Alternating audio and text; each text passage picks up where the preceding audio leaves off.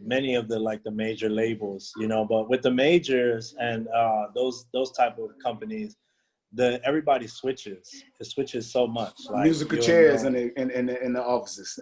Yeah, definitely musical chairs. And you know, I'll just give you one of the people that inspired me a lot because of the accomplishments that she made was a lady named Kirdis.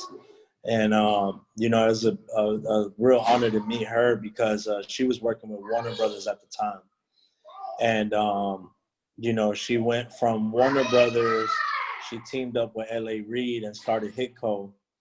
And then from Hitco, she went to Amazon Music. So now she's the head of marketing for Amazon Music.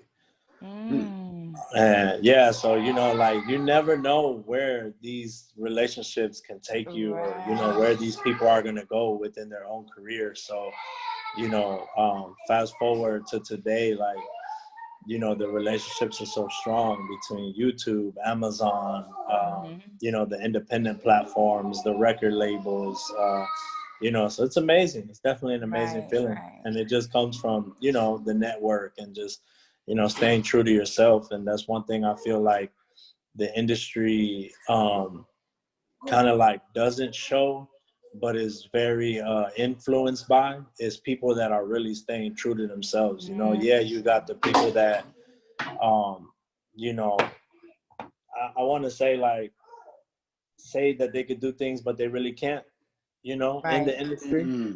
And then you got the real people that are, you know, moving the pieces, you know, on the board, you know. You think the streaming service is about to co-opt the industry?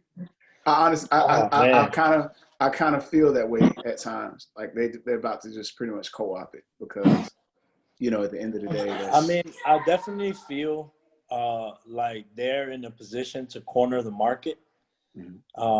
And when I say market, I really mean like on the label side of things, the way things work with record labels.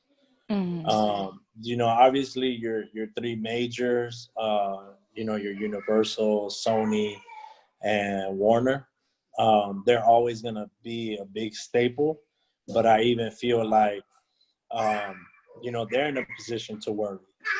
Because someone like YouTube, and it's funny because I was literally just like pointing this out and discussing this with my nieces that are 19 and 16, and they've been watching YouTube for as long as they can remember.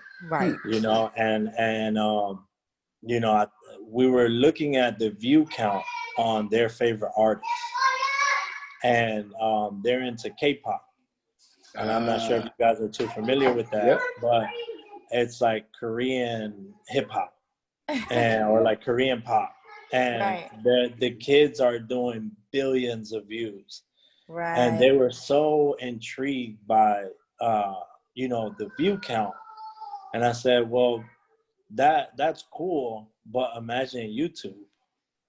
You know, like imagine where YouTube is.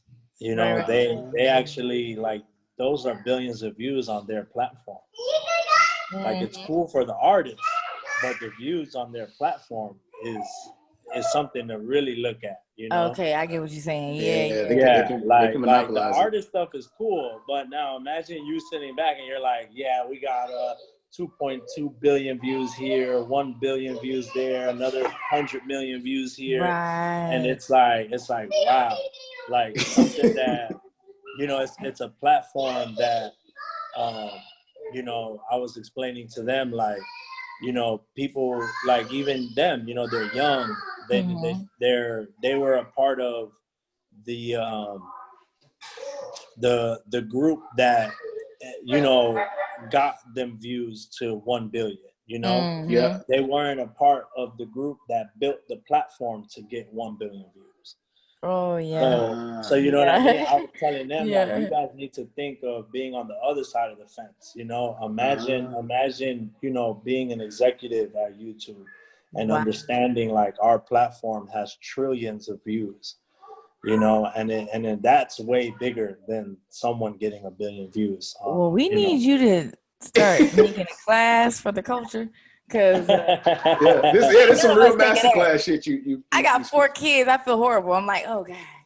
Dang, is that how but you know, I mean explain that comes from the background. You know, like I was a part of a platform very early on, a streaming platform, Right. and Okay. you know, we were doing over 2 billion views at the time where I kind of parted ways, and you know, like that's always been my understanding from then. You know, it was like, wow, like, and then YouTube actually recently released a lot of technology that we wanted to implement for artists, and YouTube actually did it.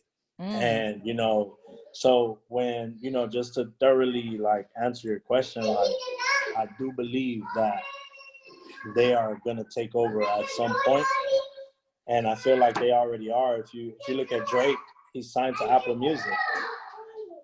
Oh wow.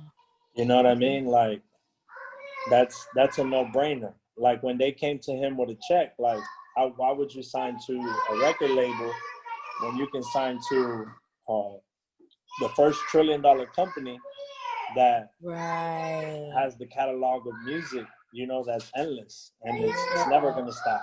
Never gonna stop. It's like I think he licensing the content. When we getting rid of Apple, never. That's never going. Kind of like with Chance. I think Chance, like with Chance, I think he licensed the content. You can license it to those platforms. You know, oh yeah, most definitely, because you know, we're in a time of innovation, right. And at in this time, like, you know, if you can innovate it, man, like that's what really counts. Because who would have thought that, like, let's say for example the iPhones, right? No one knows what's gonna come after this, but you know, Apple got something up their sleeve to keep us right. You know for a fact Apple's not going nowhere as a point. Exactly. I don't care what they make. They can remake a phone like the Jordans. They ain't going nowhere, man. You about to get them an idea. Listen, that's it. The retro Apple. Because I'm still stuck on the Drake move you just told me about. I'm stuck right there. Like, still, I'm like, what? Like, yeah. Boy, that was a move, man. Are you serious? Like, yeah, and I believe they gave him like $19 million. It wouldn't even matter because you know that's a move. That's a power move, man. Like, who even? That's why I like Drake. I really like Drake for real. Cause like, you gotta be so smart to make a move like that for real. Oh yeah, you gotta know some people, cause like that's real. Apple Music is not going nowhere. Now a record label, that's a possibility. Something might happen. Yeah, yeah. See, I mean, it's funny how she's saying that, right? She's literally her way of thinking like that. That's the thing that I think the industry is kind of scared of, because she's like literally like she just uncovered so much in that one statement. In that one statement, she's like, "Oh wow, a label can go here." She's like, "But this is where," you know what I'm saying? It's kind of like. Well, see, I think where they hold the staple in music over the streaming platforms is on the publishing. Okay. You know, like even though the artist can go do a deal or stay independent with YouTube, right? Like, let's say for example, you know you're gonna get your royalties through YouTube. You could get your distribution deal and do all those things. Right. But at the end of the day, when it comes to cutting a check and kind of opening that network and the resources for you to like progress as an artist, you need to do a deal with them, and they're not going to do a deal with you unless you give up some publishing. And if you own the publishing, then you know now, hey, come on, stop. I apologize. No, you're but now it's like I got shot. Hold on, wait a minute. They're trying to take me out over here. But yeah, so you know, I feel like owning that publishing, they're always going to have the upper hand over the streaming platforms. Now, when the platforms start to, and I was told that they're starting to do this already, but I'm not 100% sure, so don't hold me to it. Might want to do a little bit of research. Pretty lies, ugly truths. Here we go. But so I was told that these companies are building their own music. So they're going and paying a Drake for a verse and going to pay Wheezy or a Turbo for a beat. And they're putting that song together themselves and then streaming it on their platform. So my cousin, I got a cousin, right? James, my cousin James, shout out to him. He got a podcast too. And he literally foresaw this like 3-4 years ago. We were at a restaurant and he told me, he said literally, and it's so funny we talk about Drake.